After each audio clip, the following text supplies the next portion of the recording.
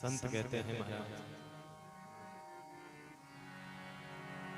अति प्रेम अधीरा पुलक शरीरा।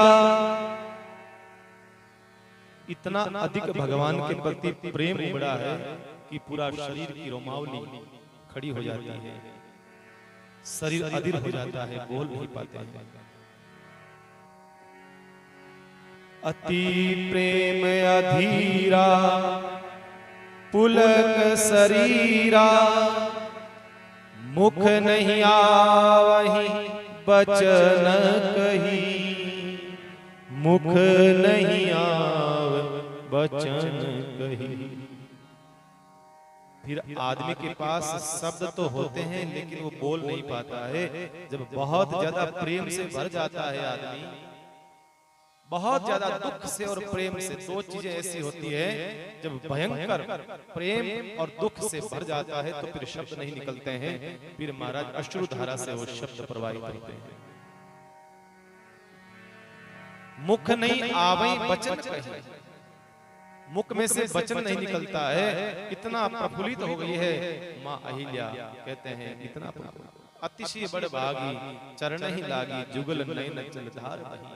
भगवान के चरणों को पकड़ लिया हो और आंखों से अश्रुओं की धारा गंगा यमुना बह रही हो और भगवान के चरण पकड़ लिए हो, छोड़ने का नाम नहीं। धीरज मन कीना प्रभु कहूं चीना, रघुपति कृपा भगति पाही। हे प्रभु, आपने बड़ी कृपा करी है, आपने मुझे धन्य करा है। कहते हैं महाराज भगवान ने उसको अपने धाम, अपने लोक भेजा। संत महात्मा कहते हैं अहिल्या जो है ये क्या है? अहिल्या के पास भगवान क्यों आए? ऐसा अहिल्या के पास में क्या था जो भगवान वहां पर आए हैं अपने महल को छोड़ करके?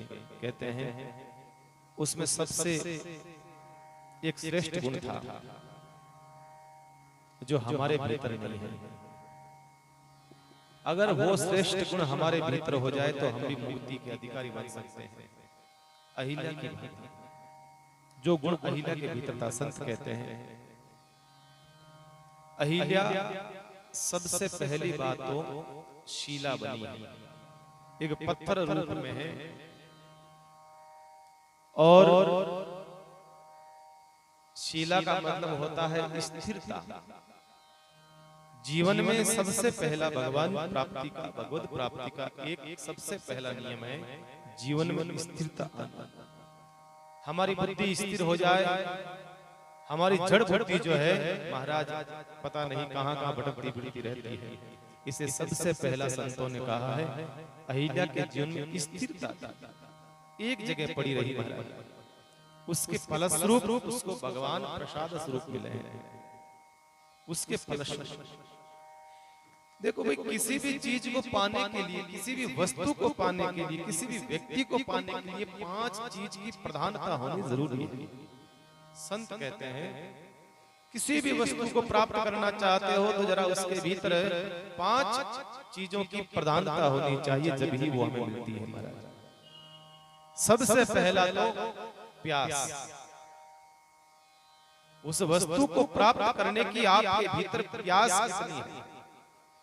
जिस प्रकार से अहिल्या के मन में भगवत प्राप्ति की प्यास थी, सबसे पहली चीज व्यक्ति को पाओ या वस्तु को पाओ, पहली है प्यास।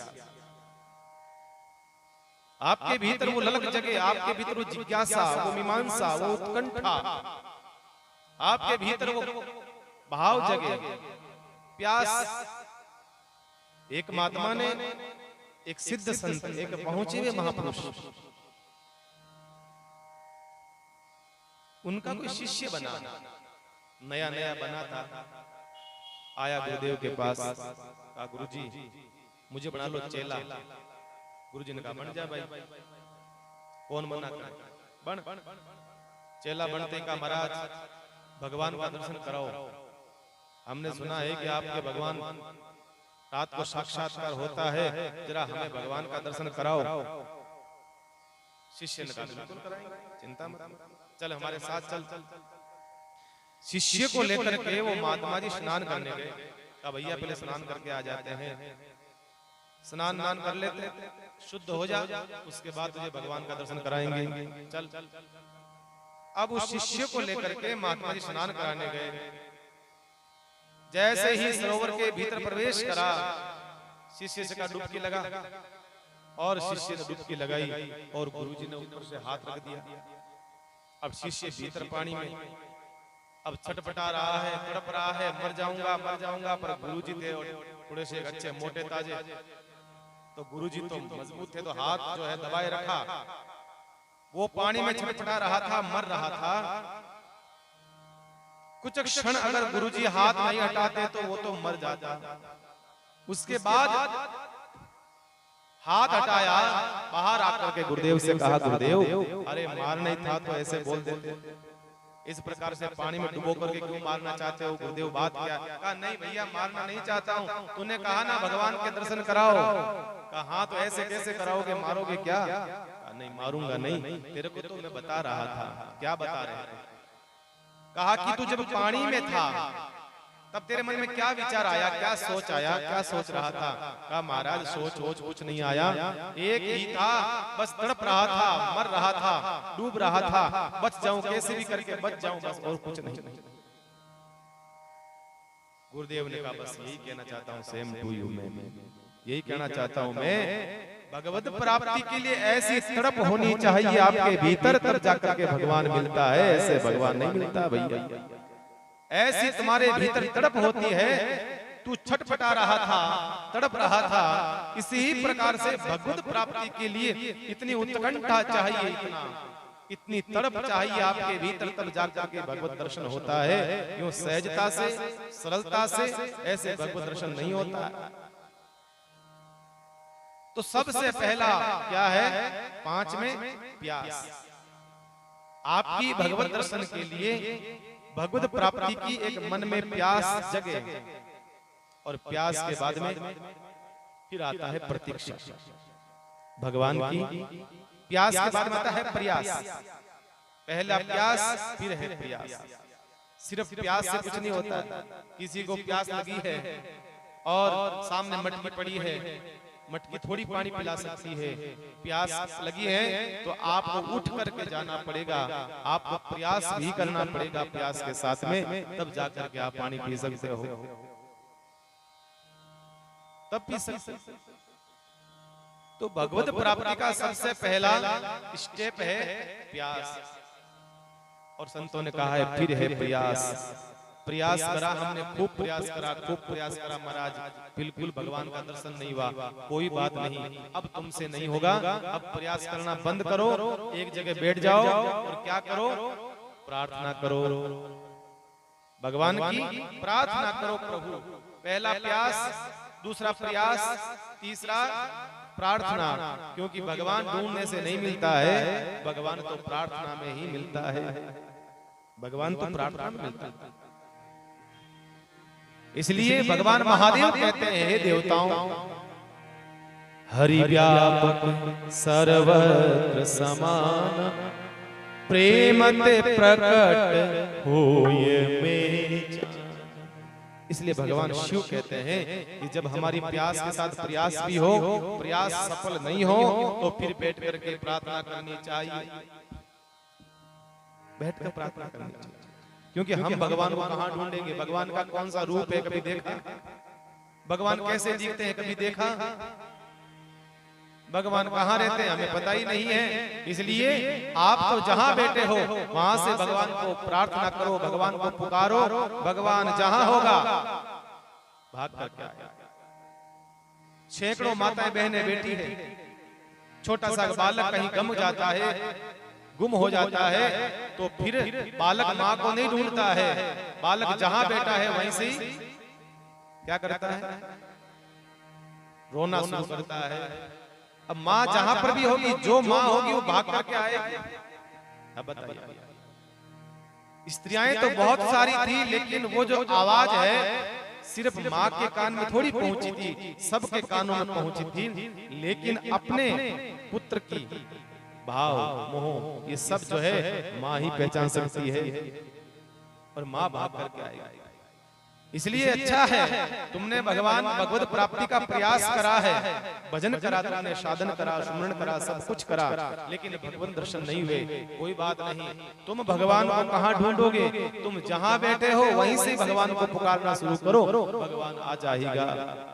भगवान जहां भी होगा आपके पास में ही आएगा, आपके पास। तो सबसे पहला है प्यास, दूसरा है प्रयास, और तीसरी है प्रार्थना, और चौथा क्या है? अगर प्रार्थना से भी भगवान नहीं आवे तो क्या करें? सबरी निहार रास्ता आएंगे राम जी, सबरी निहार रास्ता आएंगे राम जी। सबरी की तरह क्या करो? प्रतीक्षा, भगवान की प्रतीक्षा। सब हो सकता है हमसे, बस प्रतीक्षा नहीं होती है महाराज। सब कुछ हो सकता है। जब हमारा धैर्य डगमगाने लगे तब जरा सबरी को याद करिएगा। जब हमारा धैर्य डिगने लगे तो मीरा को याद करिएगा, आपका धैर्य और दृढ़ बन जाएगा। आखड़िया जाई पड़ी पंथ निहार निहार, अरे जीवड़िया छाला पड़ा, अरे हरि नाम पुकार पुकार, जीवड़िया छाला पड़ा। कहते हैं भगवत प्राप्ति की इस प्रकार से मां शबरी की तरह आपके भीतर प्रतीक्षा हो। अब कोई एक बात विचार करो, आप जो प्रतीक्षा करी है अहिल्या ने, कोई एक दिन, 2 दिन, 5 दिन, 10 दिन, साल, 2 साल, लाख, 2 साल, लाख नहीं, कई लाखों वर्षों की साधना रही है, कई लाखों साल की। भगवान तो त्रेता युग में आए, घटना सतयुग में घट गई।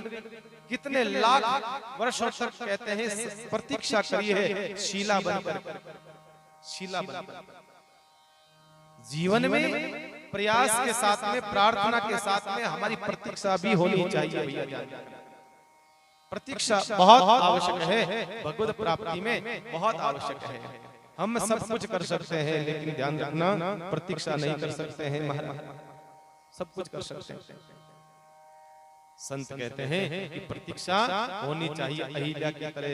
और चौथा है प्रतीक्षा, और पांचवा है अगर भगवान प्रतीक्षा से करते करते फिर पांचवा जो है भगवान का प्रसाद स्वरूप भगवान का दर्शन मिलता है।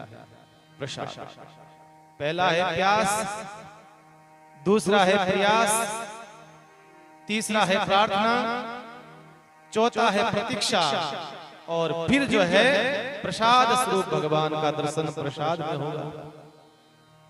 ये 5 चीजें हैं वस्तु को पाने के लिए, किसी भी वस्तु।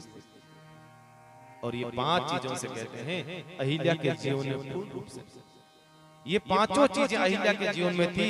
अहिल्या ने भगवान का कितना महाराज इंतजार करा था, और फिर जाकर के भगवान का प्रसाद मिलता है। और भगवान का आज जो है, अब जाकर के भगवान का एक नाम अधूरा जो था वो पूरा होता है। क्या था? भगवान का पूरा नाम क्या है?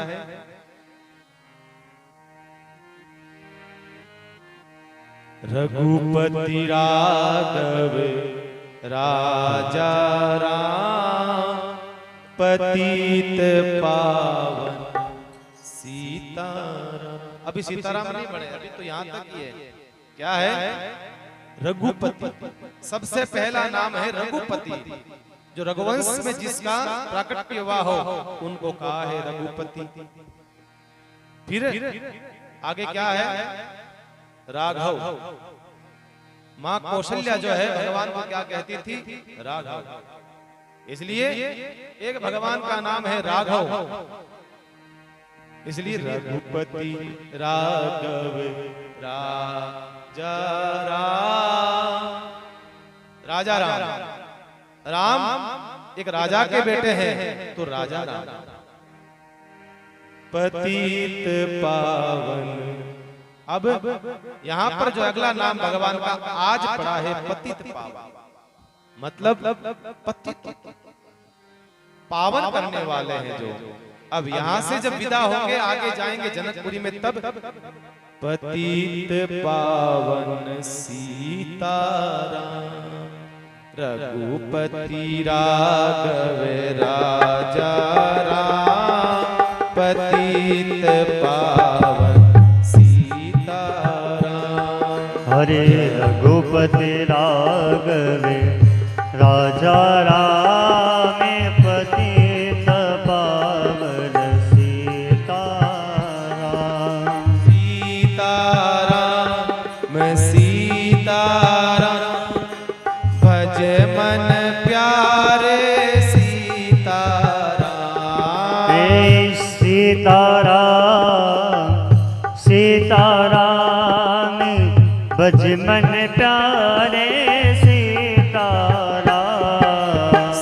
सीताराम सीताराम, भज मन प्यारे सीताराम। सीताराम सीताराम, भज मन प्यारे सीताराम।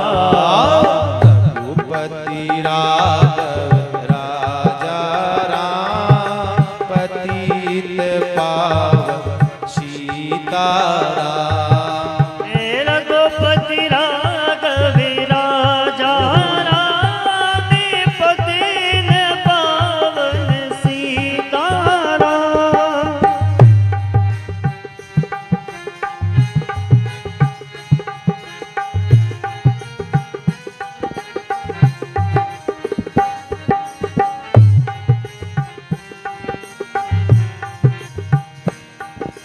रघुपति राघव राजा राम, पतित पावन सीताराम। रघुपति राघव राजा राम, पतित पावन सीताराम। सीताराम सीताराम, भज मन प्यारे सीताराम। सीताराम सीताराम, भज मन प्यारे सीताराम। रघुपति राघव राजा राम, पतित पावन सीताराम। रघुपति राघव राजा राम, पतित पावन सीताराम। रघुपति राघव राजा राम, पतित पावन सीताराम। रघुपति राघव राजा राम, पतित पावन सीताराम। रघुपति राघव राजा राम, पतित पावन सीताराम। रघुपति राघव राजा राम, पतित पावन सीताराम। सीताराम सीताराम, भज मन प्यारे सीताराम। सीताराम सीताराम, भज मन प्यारे रघुपति राघव राजा राम, पतित पावन सीताराम। रघुपति राघव राजा राम, पतित पावन सीताराम। रघुपति राघव राजा राम, पतित पावन सीताराम। पतित पावन सीताराम। पतित पावन सीताराम।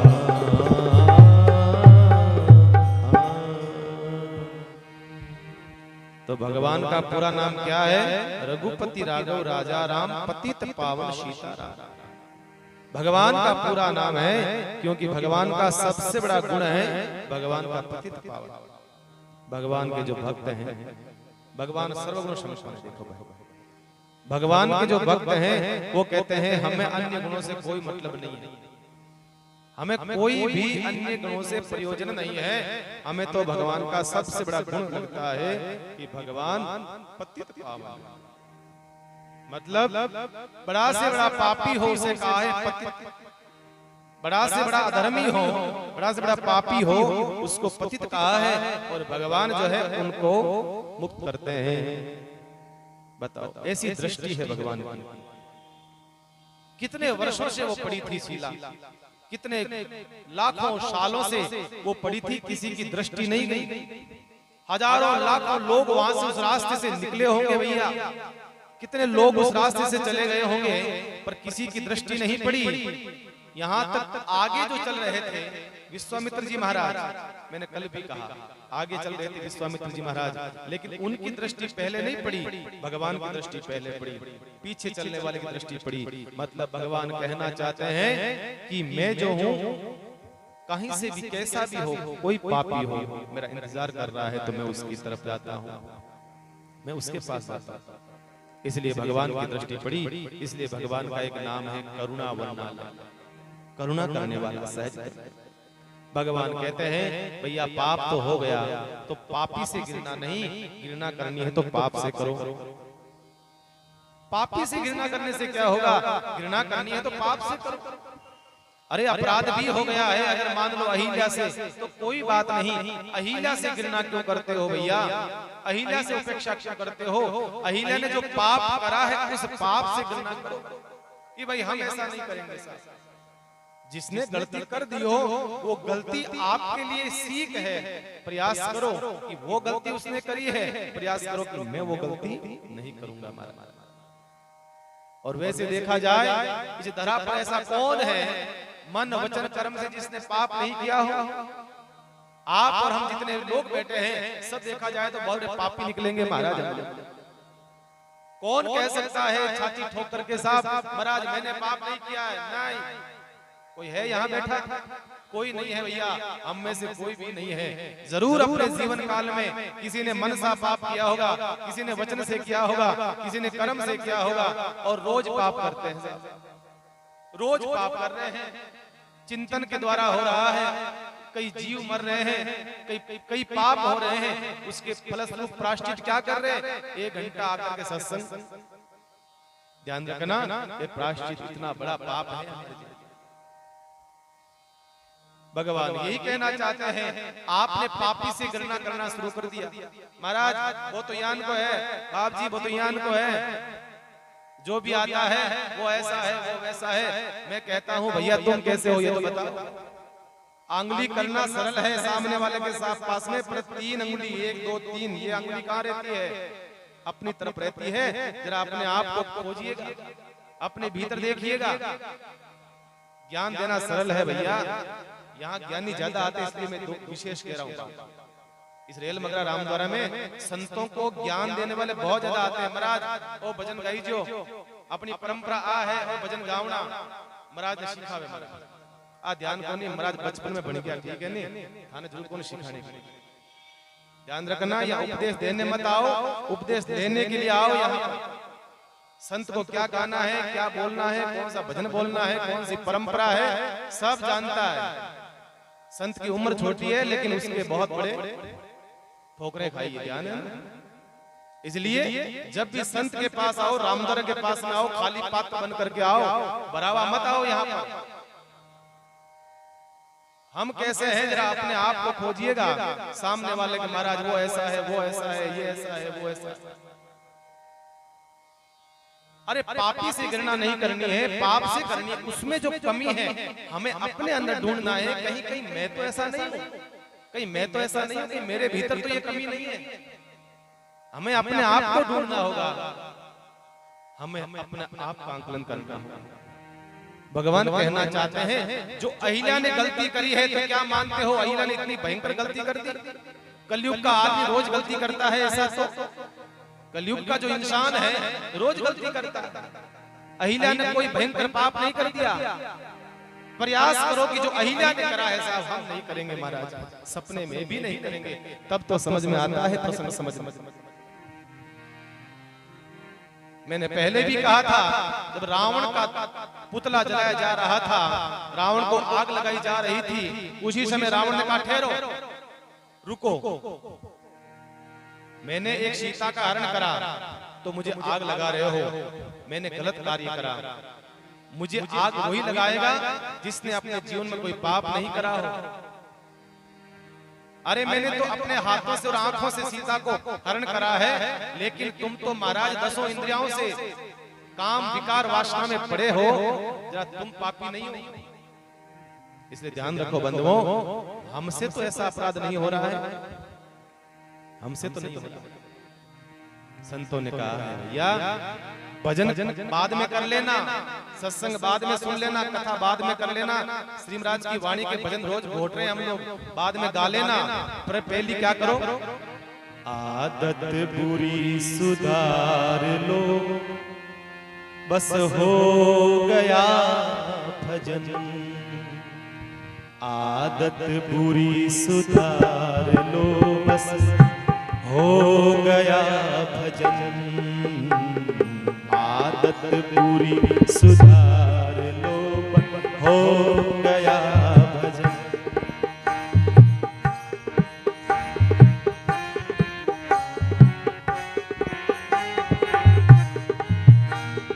आदत बुरी सुधार लो, हो गया भजन।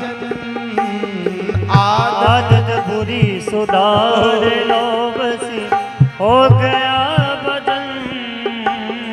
आदत बुरी सुधार लो, बस हो गया भजन। आदत बुरी सुधार लो, बस हो गया भजन। आदत बुरी सुधार लो, बस हो गया भजन।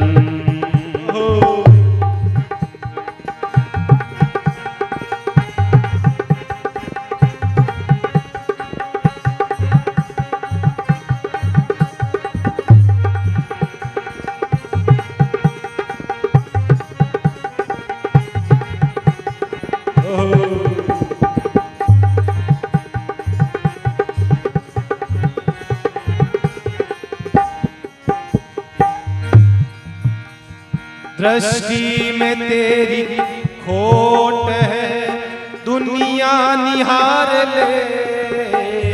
दृष्टि में तेरी खोट है, दुनिया निहार ले। दृष्टि में तेरे दोष है, दुनिया निहार ले। दृष्टि में तेरी खोट है, दुनिया निहार ले। दृष्टि में तेरी खोट है, दुनिया निहार ले। गुरु ज्ञान का अंजन सार लो, बस क्या कहा, गुरु ज्ञान का अंजन सार लो, बस हो गया भजन। ज्ञान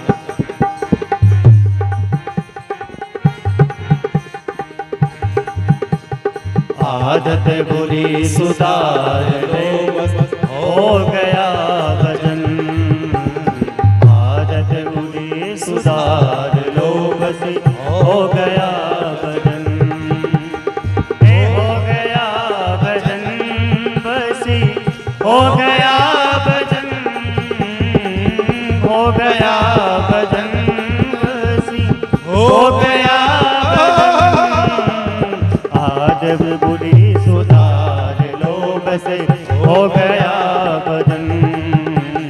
आदत बुरी सुधार लो, बस हो गया भजन।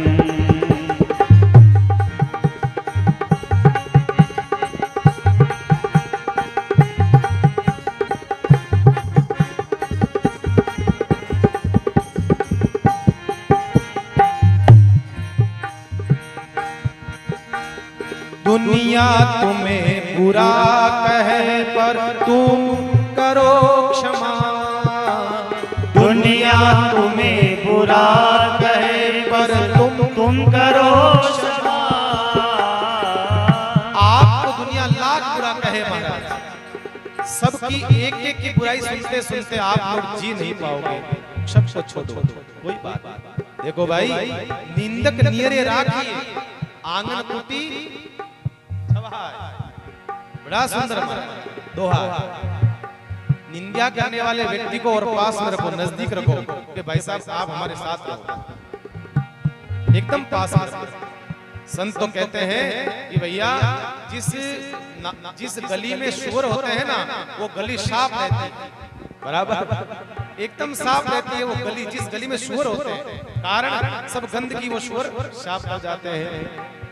इसलिए अगर आपका बुरा चाहने वाला है और नजदीक रखो आप। दुनिया तुम्हें बुरा कहे पर तुम करो क्षमा। दुनिया तुम्हें बुरा कहे बस तुम करो क्षमा। दुनिया लाख बुरा कहे पर करो तुम क्षमा। दुनिया तुम्हें बुरा कहे पर तुम करो क्षमा।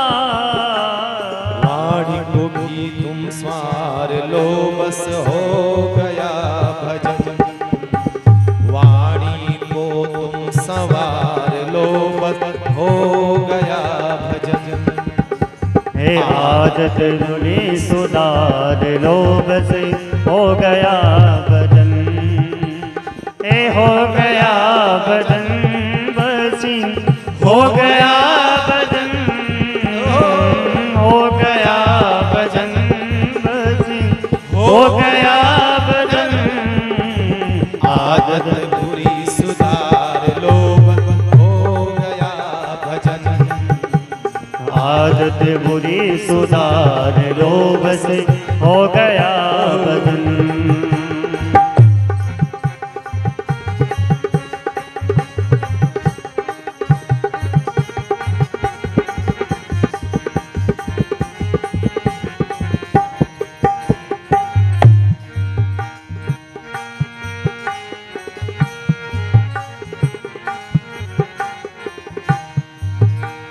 रिश्तों से मोह त्याग लो, कृष्ण से प्रेम करो। रिश्तों से मोह त्याग लो बस कृष्ण के भजन करो। रिश्तों से मोह त्याग लो तुम कृष्ण से प्रेम करो। रिश्तों से मोह त्याग लो तुम कृष्ण से प्रेम करो। इतना ही मन में विचार लो बस हो गया भजन। इतना ही मन में जान लो बस हो गया भजन। आदत बुरी सुधार लो बस हो गया भजन। हे आदत बुरी सुधार लो बस हो गया भजन।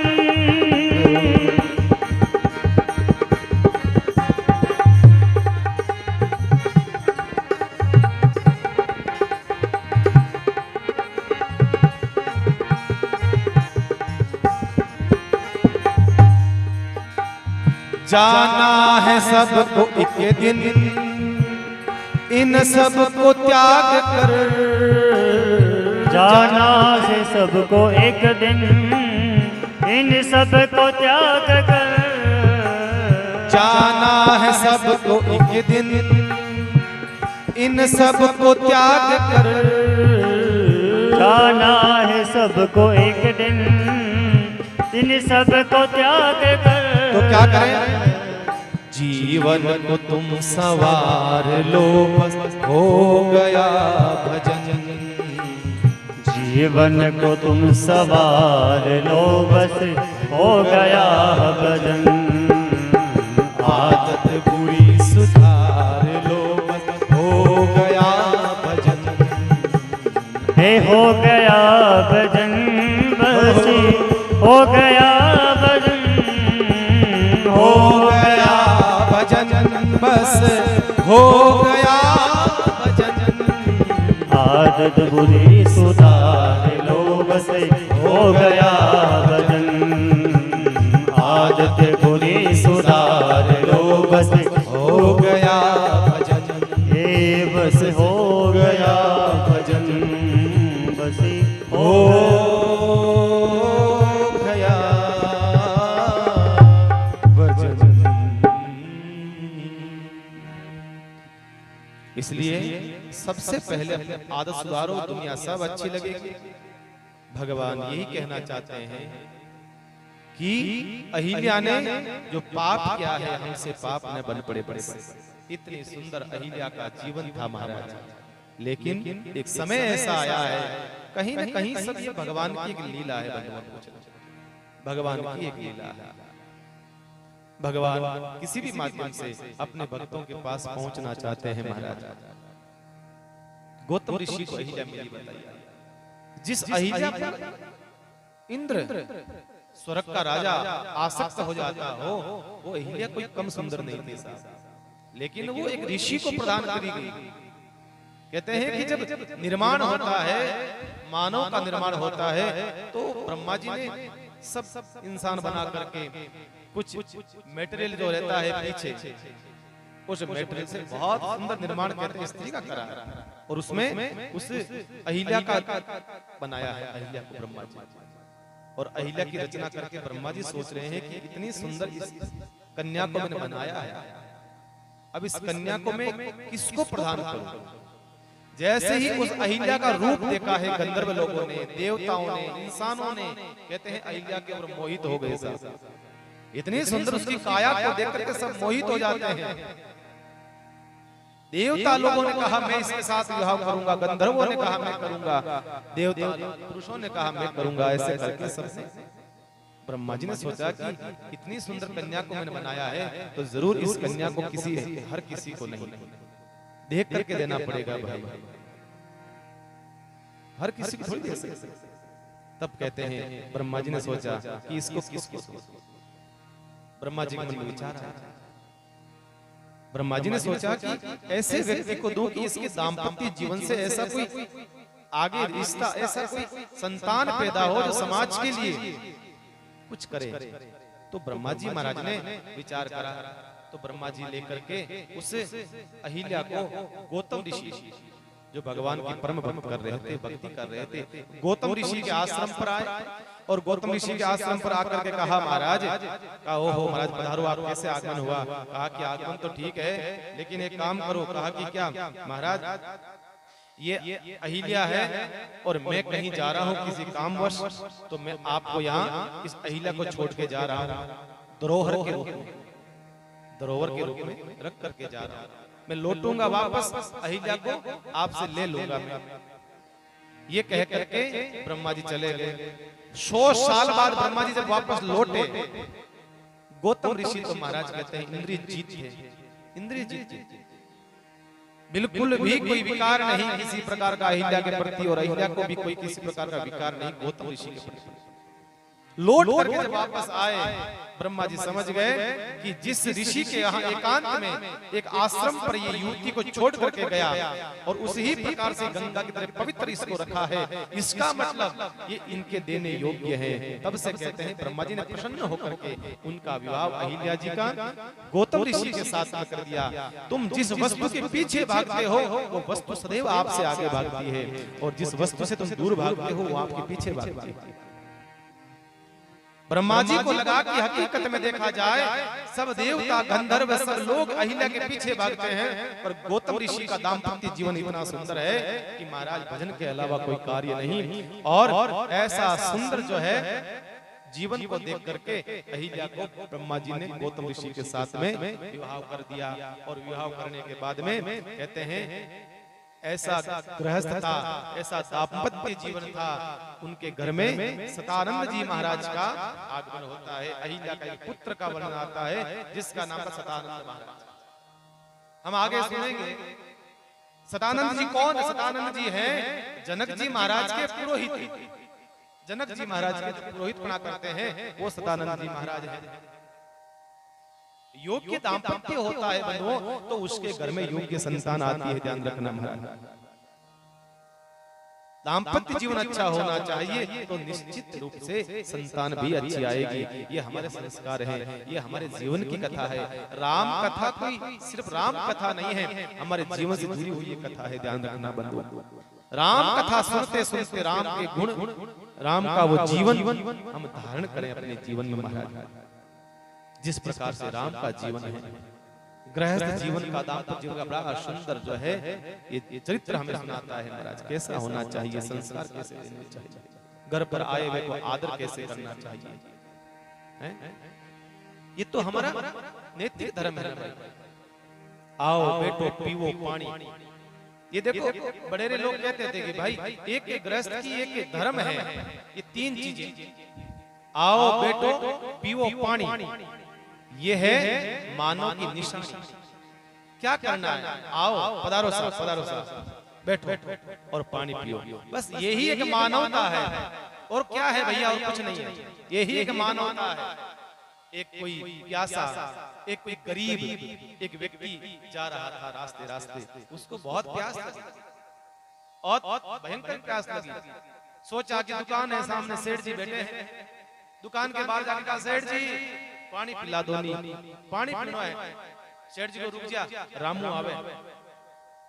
फिर 5 मिनट बाद में फिर उस आदमी ने कहा सेठ जी प्यास लगी है, पानी पिला दो।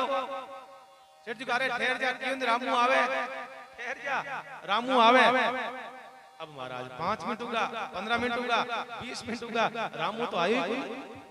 फिर उसने कहा अरे सेठ जी पानी पिला दो, मर जाऊंगा। अरे रामू आवे। तो उसने कहा सेठ जी रामू आप ही बन जाओ, कभी कभी तो इंसान बन जाओ, रामू आप ही बन जाओ, आप पानी पिला दो मुझे। अरे भाई कम से कम इतनी इंसानियत हमारे भीतर से मर गई कि हम पानी के लिए भी किसी नौकर का इंतजार करें, कम से कम तो ये होना चाहिए। इसलिए बड़े कहते थे एक इंसान की पहचान होती है, आओ भाई बैठो और पानी पियो। ये इंसान की पहचान है, इंसान की पहचान। पहले के जमाने में, पहले के जमाने में कहते हैं कि गांव में कोई मेहमान आता, तो जब मेहमान आता तो घर नहीं जानता था, तो घर सबसे पहले जिसका आता उसको पूछते साहब हमारे को उस घर पर जाना है, वो घर कहाँ है? तो वो क्या कहते हैं, अरे साहब वहां तो चले जाना, फिर पहले हमारे पास आओ, बैठो, लो चाय पियो, पानी पियो, लो बैठो। पहले वो चाय पिलाते, पानी पिलाते, भोजन तक करा देते। कहते हैं शाम होते होते वहां तक वो पहुंच पाता। बीच में लोग इतना सत्कार करते थे, इतना सम्मान करते थे आए हुए मेहमान। जो वहां जाना है वो तो बाद में पहुंचता लास्ट में, लेकिन कहते हैं जो रास्ते में घर आते, जहां घर में परिचय करते, वो कहते साहब आया हो, पानी तो पियो, पहले भोजन करो, आधे घंटे रुको, बातें करा।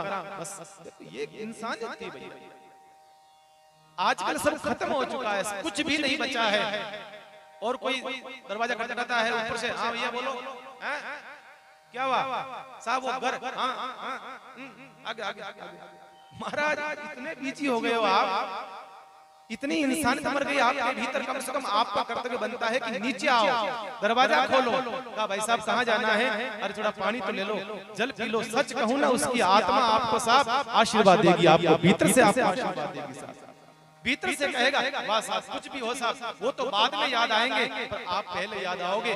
जब भी मैं इस गांव में आऊंगा सबसे पहले आपकी याद आएगी। एक रिश्ता बना नहीं बना, एक रिश्ता बन जाएगा आपका। सच कहूं, कभी ऐसे होकर के देखिए, कभी ऐसा भाव मन में ला करके तो देखो, आप किसी का भला करके देखो। सच कहता हूं कि आपको लाख गुना उसका महाराज मन में संतुष्टि मिलेगी साहब। जो संतुष्टि 1 लाख रुपए कमाने से नहीं मिलेगी, सामने वाले को इतना संतुष्ट देख करके आपको संतुष्टि मिलेगी, इतना संतुष्टि मिलेगी।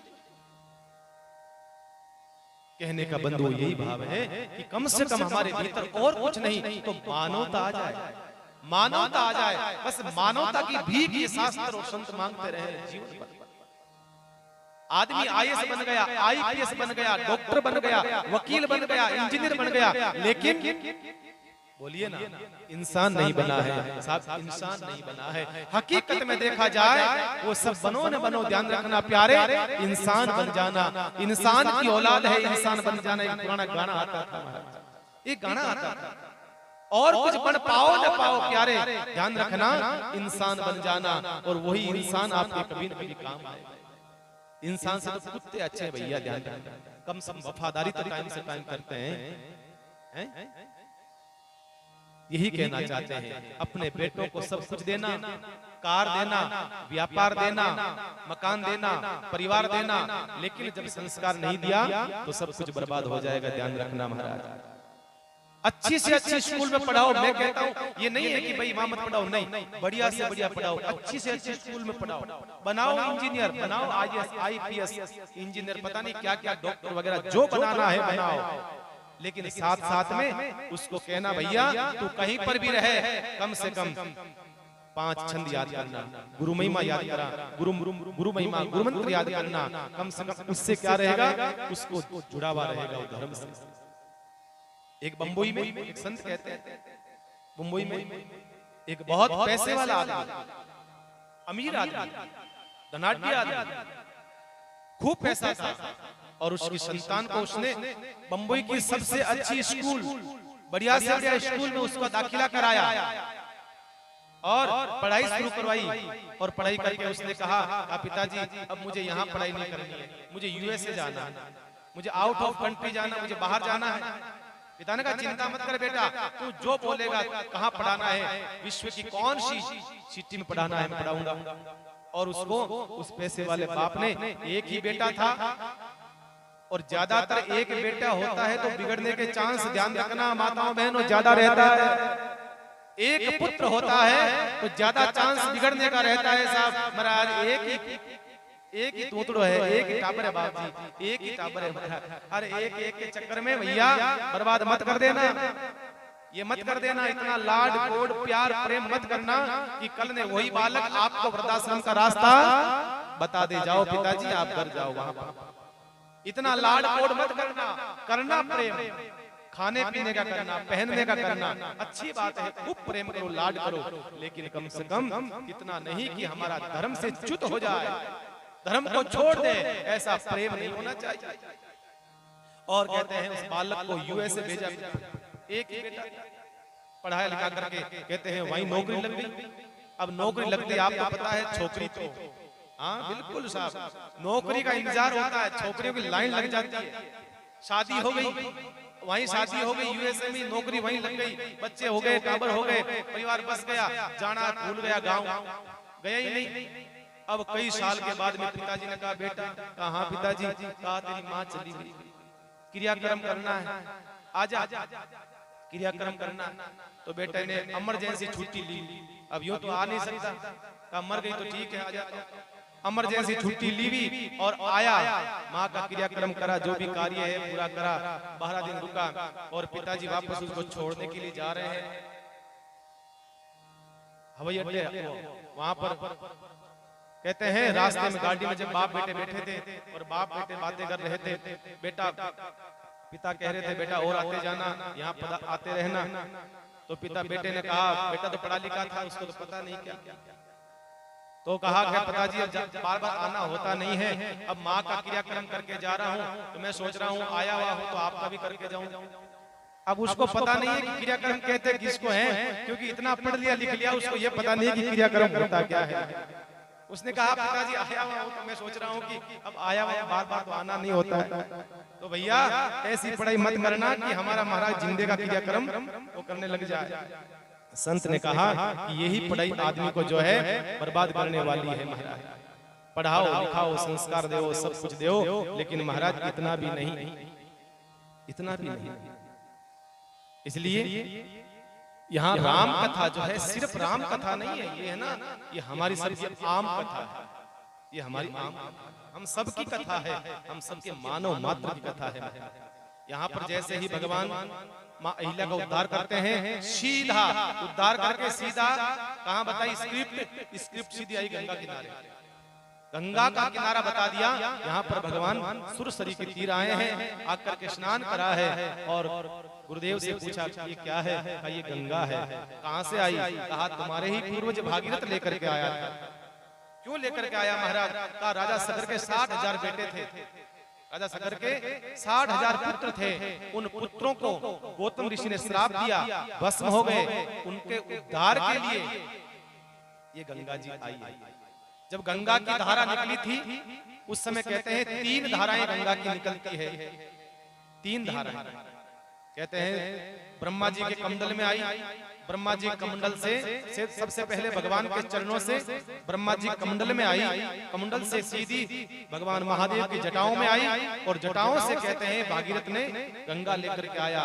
तो गंगा ने कहा, हे भागीरथ मेरी इतनी गति तेज है, तुम कैसे मेरी गति को सहन करोगे? चिंता मत करो, आपके 3 भाग दूंगा।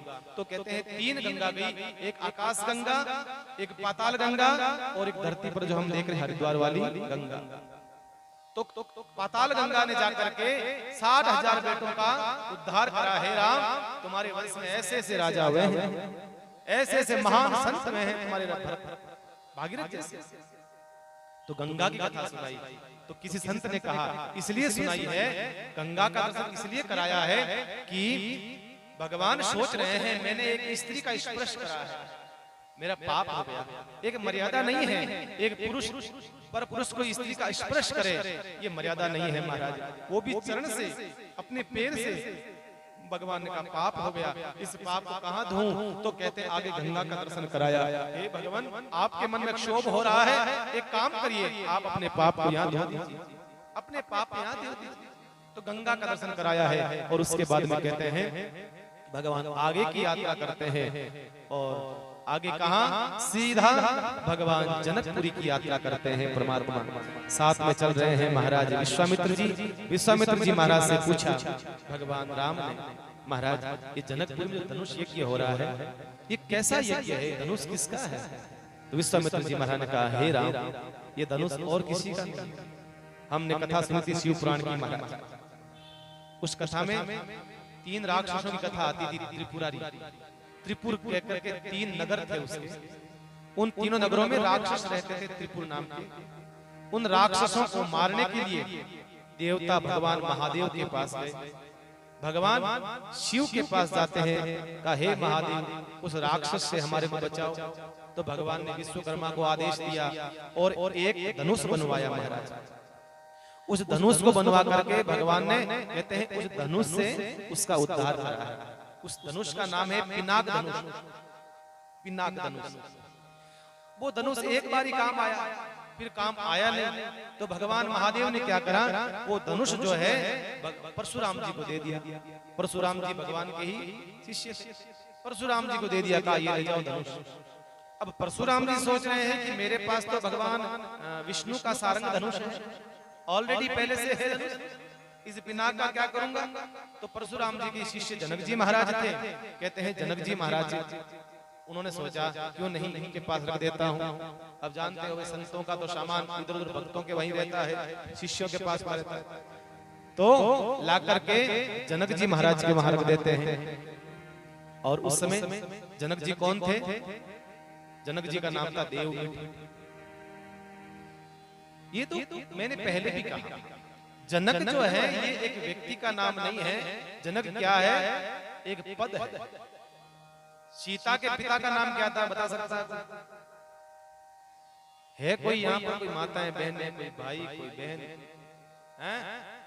अरे माता जी जनक जी नाम नहीं है। कोई बता सकता है? गूगल मत करना, कोई भी इंटरनेट मत खोलना, ईमानदारी से रखना।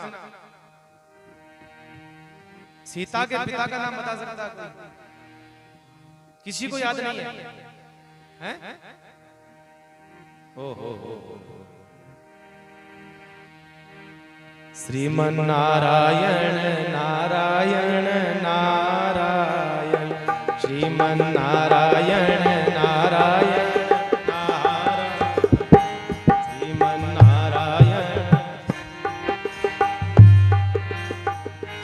भजमन नारायण नारायण नारायण, भजमन नारायण नारायण नारायण, श्रीमन नारायण नारायण नारायण, श्रीमन नारायण नारायण नारायण, श्रीमन नारायण नारायण नारायण, श्रीमन नारायण नारायण नारायण, भजमन नारायण नारायण नारायण भज मन नारायण नारायण नारायण श्रीमन नारायण नारायण नारायण श्रीमन नारायण नारायण नारायण।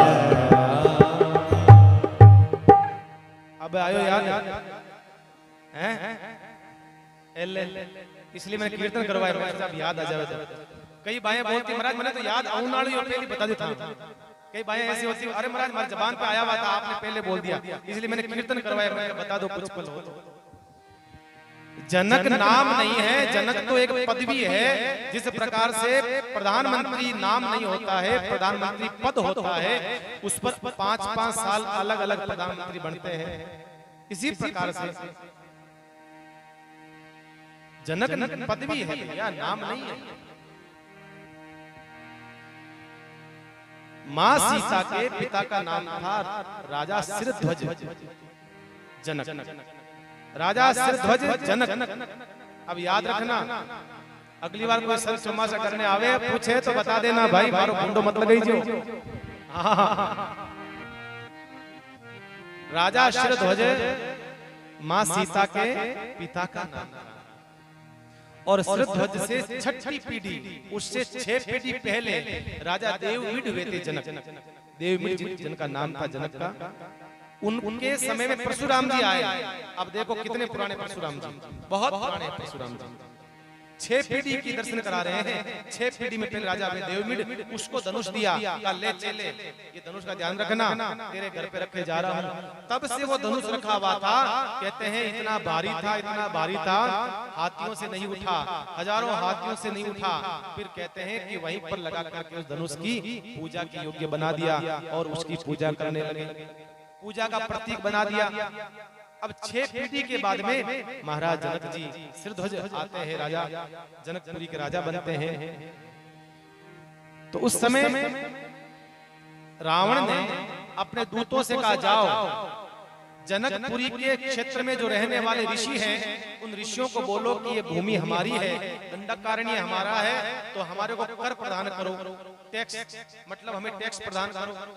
तो ऋषियों को जाके दूतों ने कहा, तो ऋषियों ने सोचा कि आज कर मांग रहा है, कल और कुछ मांगेगा, तो एक काम करें, संत बार बार आशीर्वाद नहीं देते, बार बार श्राप भी नहीं देते हैं। एक काम करा संतों ने, सब ने मिलकर के रक्त से, खून से एक घड़ा भर दिया और कह दिया ले जाओ ये हमारा रक्त, यही टैक्स है। खून से घड़ा भर करके दे दिया, ले जाओ। और ये घड़ा खून ही रावण का अंत का कारण बनेगा, ये खून काल बनेगा, ले जाओ। दूत गए और रावण घबरा गया। रावण ने सोचा कि भाई संतों का श्राप है, एक काम करो ये काल जो है लंका से बाहर रखो, इसको हमारे यहाँ मत लाओ, इसको और कहीं गाड़ दो। दूत आए, जनकपुरी की सीमा में ही थोड़ा सा खड्डा खोदा और गाड़ दिया। ऋषियों का जो खून था उस ऋषियों के खून को गाड़ दिया। और कहते हैं कि उसके 12 साल भयंकर काल पड़ा, अकाल पड़ा, भयंकर अकाल पड़ा जनकपुरी में। तो पुरोहितों से पूछा और याज्ञवल्लभ जी महाराज वहां पधारे जनक जी के वहां, तो याज्ञवल्लभ जी से पूछा महाराज यहाँ काल पड़ गया, क्या करें? काम एक ही होगा, राजा स्वयं हल लेकर के जाए और खेती को जोते और तभी बरसात हो सकती है, और कोई उपाय नहीं है। जनक जी महाराज आप स्वयं जाओ, बेल के पीछे हल लगाओ और हल से खेती को जोतो तो बरसात होगी। ठीक है, जनता के लिए राजा तो तत्पर रहता है। जनक जी महाराज अपने दूतों के साथ आए, मंत्रियों के साथ आए। जैसे ही हल लगाया ही था, हल खींचना शुरू किया, उसी समय कहते हैं हल एक जगह जाके टकरा गया, हल रुक गया। तो जोर से धक्का मारा हल को, तो कैसे उसमें से वो महाराज मैया जगत जननी भूमि सुता मैया सीता का प्राकट्य होता है। बोले श्यावर रामचंद्र भगवान के, माँ सीता का प्राकट्य होता है।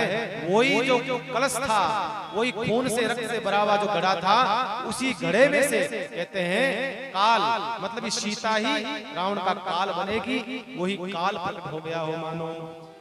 और मूसलाधार बरसात होने लगी, हरियाली छा गई, क्योंकि स्वयं जगत जननी माँ सीता आ गई जनकपुरी में। इस प्रकार से भगवान राम को कथा सुना रहे हैं विश्वामित्र जी महाराज कि हे राम, उस सीता का, उस सीता ने ही, एक दिन की बात है, रोज सफाई करते थे उस धनुष के आसपास में उसकी माता जी। लेकिन एक दिन सीता से कहा, बेटा तू जाकर के सफाई कर करके आ।